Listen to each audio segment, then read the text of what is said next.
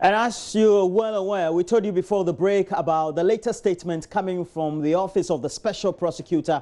We'll run that statement by you. It's also indicating the response, as the President had said, about the directive based on what the Act is for the Office of the Special Prosecutor to work with in investigating the Airbus bribery scandal. And it reads that the Office of the Special Prosecutor on Monday, 3rd February 2020, and the time is given around 2, received this statement, the letter from the President, and subsequently it referred to the allegations of bribery of Ghanaian officials in the purchase of that military aircraft deal disclosed in 2 deferred prosecution agreements and judgment on the 31st of January 2020 in the United Kingdom and the United States of America respectively. And it continues that it implicates Airbus, certain individuals and Ghana government public officials for consideration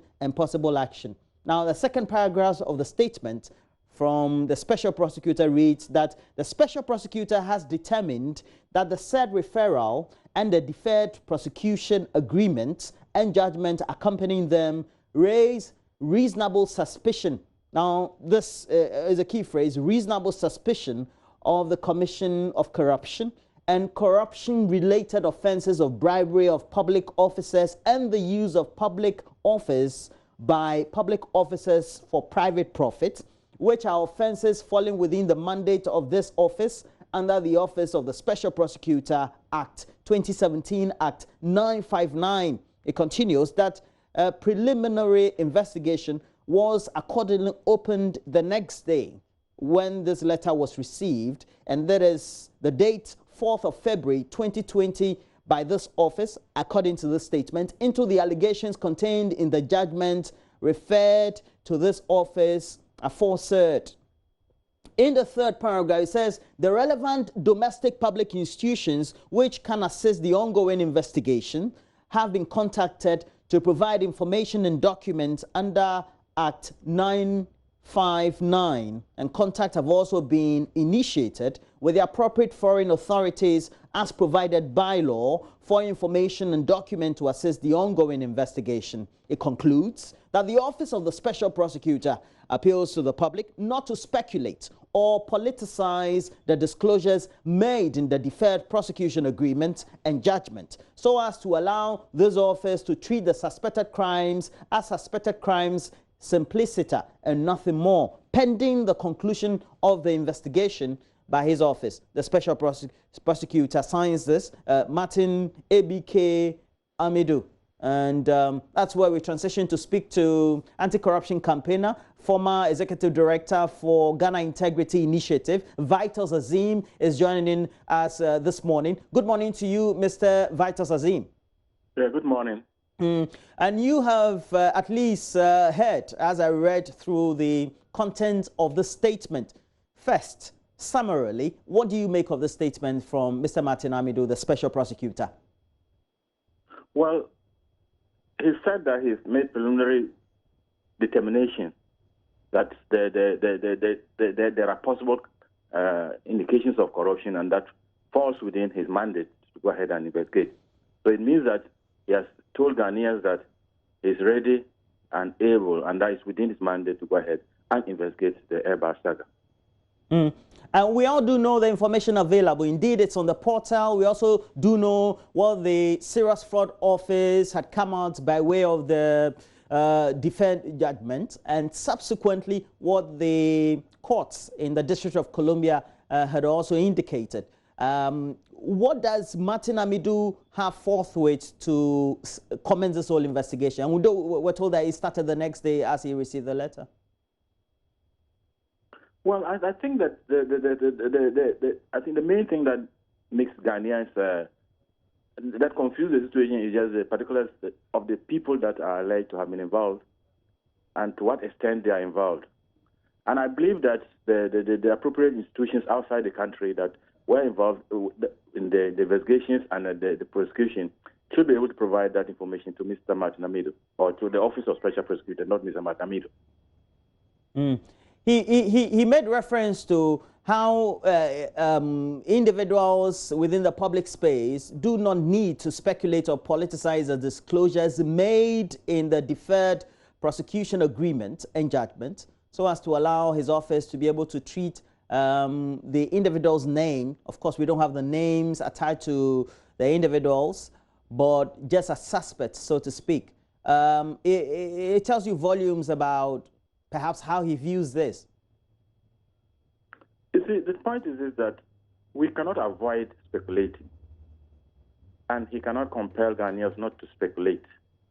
What he needs to do is to ensure that the speculation does not involve he and his investigators. Because if they also get involved, then it means that they cannot be sure of the outcome of this. Secondly, politicization. We're in an election year, and people would like to make political capital out of this. And on the other side, the other side would also want to try to defend itself, to show to Ghanaians that they were not involved in the whole saga. And so it is not possible in our circumstances to avoid politicizing it. It refers to a particular period during which a particular government was in power. And so that is something that you cannot avoid. But the Office of Special Prosecutor is supposed to be independent in the work it does. So no matter the extent of the politicization, the Office of Special Prosecutor is supposed to do its investigation such that Ghanaians are convinced, not just to perceive it, but to be convinced that, yes, there was no politicization in the entire investigation process. We do know that he has been speculated, but we also do know that he had been in office within the period aforementioned, within the years that this agreement or relationship with Airbus in the purchase of the 3 aircraft took place. As an anti-corruption campaigner, what will be your foremost counsel in terms of how deep as an individual the institution need to make him get involved? My advice would be that, you see, we tend to always refer to Amidu as the Office of Special Prosecutor, which should not be the case. So he should recuse himself. There's a deputy special prosecutor. There are investigators. He should stay away from the investigation and allow his deputy to manage the whole investigation. That will avoid conflict of interest and possible accusations of he being, getting involved in manipulation. Because his situation is very dicey. Whilst the NPP whilst people, the NDC may think that he is interested in doing something against his own former party or his own party, the others may also look at it that he may want to favor members of his party. And so the best thing for him to do is not to be involved in the investigation. Transparency is very important. You're saying that he should recuse himself on this investigation on what grounds, sir? Because you have just said that he was in a certain position during the regime, during the period that these transactions took place. And so some people have already raised the suspicion that because of that, he might be compromised, or he might be tempted to look at it in a certain way. So to avoid that, yeah, he's a special prosecutor, he will sign letters. But the actual investigation is not actually done by him. In fact, in most cases, he wouldn't even be actually involved in the entire the main investigation. But then, because of this highly politicized kind of thing, the best is for him to make it clear that he is not directly involved in the investigation, and that his deputy is in charge. From this you refer to, do you think he should have at least referred to that and his own interest or perhaps position on the subject in the statement? Oh, I think this is an internal matter. He doesn't need to put that in the statement. And you see, again, as I'm saying, we should not always refer to Mr. Amidu as the Office of Special Prosecutor. The office is different from the individual who's heading that office.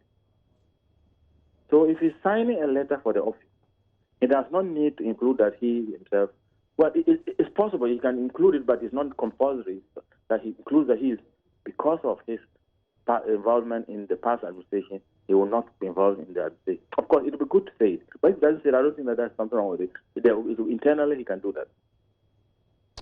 If you look at precedent and hindsight, the actions and swiftness by which the Office of the Special Prosecutor is said to have dealt with related corruption issues, or those that had been glossed over, what credibility do you think the Office of the Special Prosecutor brings to this, such that it makes it believable to the public or in the public's eye that this could be speedily dealt with? This is a very difficult question for me to answer, but I would just be looking at the capacities and the workload already. There are some investigations that are supposed to be pending. Some petitions have been made to the Office of Special Prosecutor, and it rather seems to be taking too long for the investigation to be concluded. And so the fear is whether the office will have the capacity to continue, to carry out this investigation within the expected time frame. If the public is supposed to refrain from commenting, what then can they comment about, per the statement that has been issued? Pardon, I didn't get that.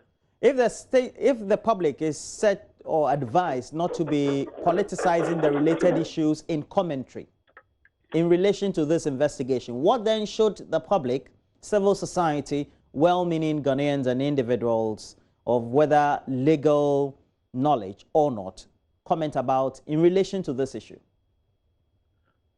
Well, there's some information that is in the public domain.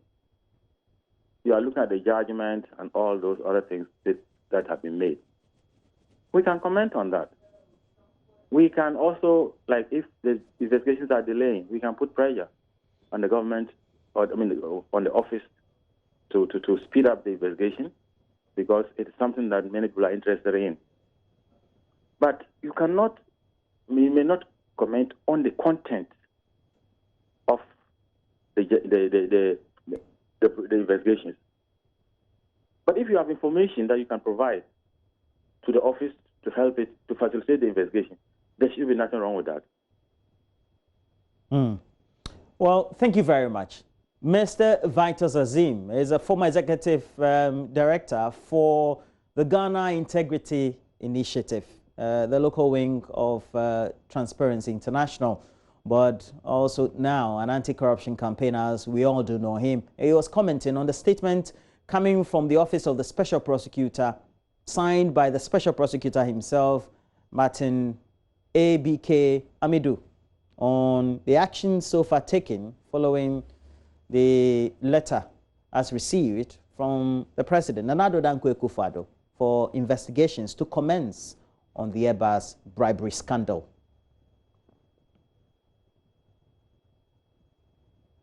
Well, moving on.